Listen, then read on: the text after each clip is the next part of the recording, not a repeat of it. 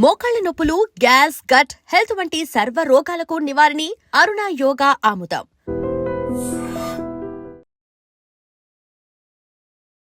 నమస్కారం, welcome to IT media. నేను మీ సంగీత.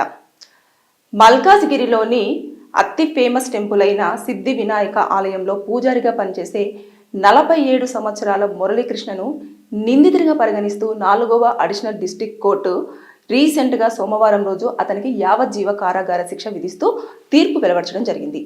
అసలు ఏమైంది, ఎందుకని నిందితుడిగా పరిగణించారు అనే విషయంలోకి మనం వెళ్ళి తెలుసుకున్నట్లయితే 2022 ఏప్రిల్ 18వ తేదీన అదే కాలనీలో ఉంటున్న నారాయణమూర్తి అదేవిధంగా ఉమాదేవి దంపతులు ఉండేవారు. అయితే ఉమాదేవి వాళ్ళిద్దరూ కూడా ఎప్పుడూ ఆ టెంపుల్కు వెళ్ళి దర్శనం చేసుకుంటూ ఉండేవాళ్ళు. ఒకరోజు నారాయణమూర్తి భర్త వెళ్ళలేదు, ఓన్లీ భార్య అయిన ఉమాదేవి మాత్రమే.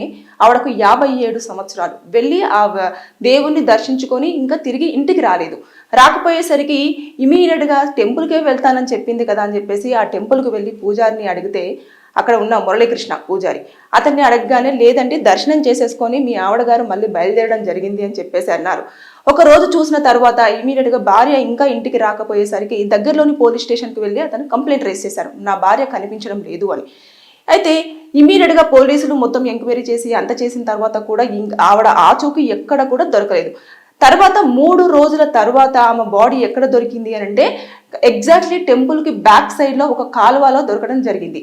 ఒక నాల, అందులో మృతదేహం నిర్జీవంగా పడి ఉన్నది చూశారు. చూసిన తర్వాత అది పంపించేస్తే ఆల్రెడీ ఇవాడు చనిపోయి 3 days అవుతుంది అని చెప్పేసి ఫోరెన్సిక్ వాళ్ళు దాన్ని ధృవీకరించడం జరిగింది. ఇక ఇమీడియట్గా పూజారిని పోలీసులు కొంచెము ఎంక్వైరీ చేయడము, తర్వాత నెక్స్ట్ సీసీ కెమెరా చూడడము, అక్కడికి వెళ్ళడమే మాత్రమే ఉంది. కానీ బయటికి వచ్చినట్టు కూడా ఎక్కడా కూడా ఆధారాలు లేవు. అందుకోసం అని చెప్పేసి పోలీసుల స్టైల్లో అతన్ని అడిగితే అప్పుడు నిజాన్ని ఒప్పుకున్నాడు.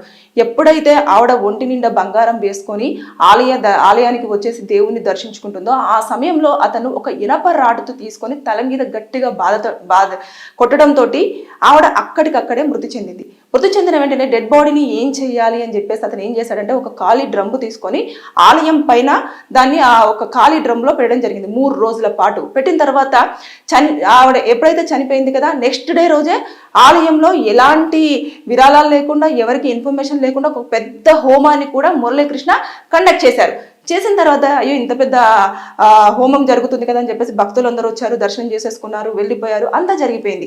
దాని తర్వాత ఇంకా శవాన్ని కూడా తీసేసి 3 రోజుల తర్వాత బయటపడేశాడు. ఎందుకు చేశావు అంటే ఆవిడ ఒంటి మీద ఉన్న బంగారం తీసుకోవడం కోసం నేను ఆవిడని చంపడం జరిగింది, నన్ను క్షమించండి అని చెప్పేసి అప్పుడు చెప్తే ఏమొస్తుంది, ఆవిడకు 57 సంవత్సరాలు. తర్వాత నెక్స్ట్ రోజు వచ్చి ఆలయంలో ప్రశాంతంగా దైవ దర్శనం చేసేసుకొని తనకున్న కష్టాలు కానివ్వండి, బాధలు కానివ్వండి చెప్పుకుంటే కొంచెం దేవుడు తీరుస్తాడు అన్న నమ్మకంతో వాళ్ళు అక్కడికి రావడం జరుగుతుంది. టెంపుల్కి వచ్చినాక కూడా రక్షణ లేకపోతే ఇంకా ఎవరికి చెప్పుకోవాలి, ఎవరితో మాట్లాడాలి, అసలు ఏమని మనము మనుషులను ఏ విధంగా అంచనా వేయచ్చు చెప్పండి. రోజు నిత్యం కూడా దైవారాధనతో దైవుడి యొక్క మంత్రోచ్చరణతో ఉన్న మురళీకృష్ణని ఇలాంటి ఘాతుకానికి పాల్పడడం అనేది నిజంగా చాలా ఆశ్చర్యాన్ని గురి చేసిన విషయం అన్నట్టు. అప్పుడు చాలా సెన్సేషన్గా మారింది ఈ విషయం. పేపర్లో రావడం కానివ్వండి, టీవీ ఛానల్స్లో రావడం కానివ్వండి, ఇదంతా జరిగిపోయింది. జరిగిపోయిన తర్వాత ఇంకా ఇదంతా కూడా పూర్వపరాలు పరిశీలించిన తర్వాత నెక్స్ట్ అతను ఒప్పుకోవడం జరిగింది. తర్వాత అన్ని ఆర్గ్యుమెంట్స్ అన్ని 2020 నుంచి కూడా జరిగిన తర్వాత రీసెంట్గా అంటే 2026 సోమవారం రోజున, గత సోమవారం రోజున అతనికి యావజ్జీవ కారాగార శిక్ష విధిస్తూ 7,000 రూపాయల ఫైన్ కూడా విధించడం జరిగింది. అంటే చాలా మంది అనుకున్నారు తప్పు చేస్తే మేము దొరకం కదా, ఒక మహా అంటే బెయిల్ మీద బయటకు వచ్చేస్తాము, తర్వాత నెక్స్ట్ సంగతి తర్వాత మళ్ళీ శిక్ష పడ్డప్పుడు ఆలోచిద్దాము అని చెప్పేసి అనుకుంటూ ఉంటారు చాలా మంది. అలా ఏముండదు, ఎన్ని సంవత్సరాలైనా పర్వాలేదు, ఖచ్చితంగా మీ యొక్క తప్పు చేశారు అని చెప్పేసి ఆధారాలు కనుక ఉన్నాయి అంటే కంపల్సరిగా కోర్టు వారిని పనిష్ చేసే అవకాశం అయితే ఉంటుంది. ఇది 2022లో ఎంత సెన్సేషనల్ అయ్యిందో న్యూస్. ఇప్పుడు శిక్ష పడిన తర్వాత అసలు ఎవరు కూడా పట్టించుకోవట్లేదు. దీని నేపథ్యంలో ఏమవుతుందంటే తప్పులు చేసే వారికి కేవలం అదొకటి మాత్రమే కనిపిస్తుంది. అంటే అప్పుడు జరిగింది, తర్వాత ఏమైందో ఏంటో అనేది అప్డేట్ లేకపోయేసరికి ఏమవుతుందంటే భయం అనేది లేకుండా పోతుంది. కోర్టులో ఎప్పుడైనా సరే చాలా నీట్గా స్మూత్గా డీల్ చేస్తారేమో, కానీ శిక్షలు ఏ విధంగా ఉంటాయో దాని ప్రకారంగానే వారికి పనిష్మెంట్ అనేది ఇస్తూ రావడం జరుగుతుంది. ఇప్పుడు మల్కాజ్గిరిలో జరిగిన ఇన్సిడెంట్ దీని కదా. కుక్కడపల్లిలో కూడా ఒకసారి లవ్ చేస్తున్నానని చెప్పేసి పూజారి ఆ అమ్మాయిని చంపేసి ఒక కింద మన సెప్టిక్ ట్యాంక్ లో కూడా దాచిపెట్టడం జరిగింది కదా, ఆ కేసు కూడా ఇప్పుడు హియరింగ్స్ లో ఉంది కాబట్టి దానికి కూడా పనిష్మెంట్ పడే అవకాశాలు ఉంటాయి. ఎందుకంటే ఎవిడెన్సెస్ అన్ని చాలా క్లియర్ గా మెన్షన్ చేశారు అనుకోండి, ఖచ్చితంగా కోర్టు దాని టైం తీసుకున్నా మంచిదే, కానీ మొత్తం పూర్వపరాలు పరిశీలించి ఇద్దరు బోత్ సైడ్ అడ్వకేట్స్ వాదనలు విన్న తర్వాత అన్ని ఎవిడెన్సెస్ అన్ని క్యాలిక్యులేషన్ చేసి అప్పుడు శిక్ష అనేది ఖరారు చేయడం జరుగుతుంది. దాని నేపథ్యంలోనే ఇన్ని రోజుల పాటు ఇక్కడ శిక్షకు టైం పడడం జరిగింది. చాలా మంది అంటారు, అబ్బా చాలా డ్రాగ్ అవుతూ ఉంటుంది, పనిష్మెంట్ ఇంత తొందరగా ఇవ్వచ్చు కదా, లేకపోతే అప్పుడే చంపేయచ్చు కదా, ఎందుకని చెప్పేసి జైల్లో కూర్చోబెట్టడము, తిండి పెట్టడము ఇవన్నీ వృధా అని చెప్పేసి అంటే చెప్పలేము. అంటే కొన్ని సార్లు ఏమవుతుంది అని అంటే అతని యొక్క మానసిక పరిస్థితిని చూస్తారు, అదేవిధంగా అతని యొక్క పరిస్థితి అంటే అతను ఆ విధంగా బిహేవ్ చేయడానికి కారణాలు ఏంటి అని చెప్పేసి చూడడం, ఇవన్నీ కూడా చూసిన తర్వాత అతన్ని మొత్తం పూర్తిగా మెడికల్ చెకప్ చేసి తర్వాత అతనికి కౌన్సిలింగ్ ఇచ్చి తర్వాత నెక్స్ట్ అతని యొక్క చుట్టుపక్కల ఉన్న వాళ్ళను వారి దగ్గర నుంచి స్టేట్మెంట్ తీసేసుకొని, ఇంట్లో వాళ్ళ స్టేట్మెంట్ తీసుకొని, అతని స్టేట్మెంట్ తీసేసుకొని, అప్పుడు ఎవరైతే బాధితులు ఉన్నారో బాధిత కుటుంబం యొక్క స్టేట్మెంట్ తీసేసుకున్న తర్వాత అతను మిగతా ఎవరైతే భక్తులు వస్తారో ఆ భక్తుల విషయంలో అతని యొక్క బిహేవియర్ ఎలా ఉండేది, తర్వాత నెక్స్ట్ గతంలో ఏమైనా ఇలాంటివి తప్పుడు పనులు ఏమైనా చేసినవి ఉన్నాయా, లేదంటే అమ్మవారికి సమర్పించే కానివ్వండి, అయ్యగారికి సమర్పించేవి కానివ్వండి, ఏమైనా ఉన్నప్పుడు అందులోకి వెళ్ళి ఏమైనా నగలు దొంగతనం చేసినట్టు కానివ్వండి, ఏమైనా ఆలయంలో ఇప్పటి వరకు దొంగతనాలు జరిగినట్టు కానివ్వండి, ఉండిలో డబ్బులు ఏమైనా మాయమైనట్టు కానివ్వండి, ఇలాంటివన్నీ జరిగావా, ఇవన్నిటి కోణంలో కూడా ఈ యొక్క ఇన్ని ఇయర్స్ పాటు అంటే దాదాపు 4 సంవత్సరాల పాటు కూడా ఇదంతా ఎంక్వైరీ చేసిన తర్వాతనే ఈ యొక్క ఇప్పుడు ఏదైతే శిక్ష ఉందో అది ఖరారు చేయడం అనేది జరిగింది. ఏదేమైనా సరే బాధిత కుటుంబానికి కరెక్ట్ గానే అతను అనుకున్నాడు యావజ్జీవ కారాగార శిక్ష అంటే ఇంకా జీవితాంతం అతను జైల్లో ఉండాలి, లైఫ్ ఇంప్రిజన్మెంట్, దానికి తోడు 7,000 రూపాయల ఫైన్ విధించారు కదా. అక్కడ బాధితులు హ్యాపీ అంటే పనిష్మెంట్ పడింది అనుకోవచ్చు, కాకపోతే చనిపోయిన వ్యక్తిని మాత్రం తీసుకొచ్చి ఇవ్వలేము, అదేవిధంగా వారి యొక్క కుటుంబంలో జరిగిన ఏదైతే లోటు ఉందో దాన్ని మాత్రం ఎవరు కూడా పూడ్చలేంది.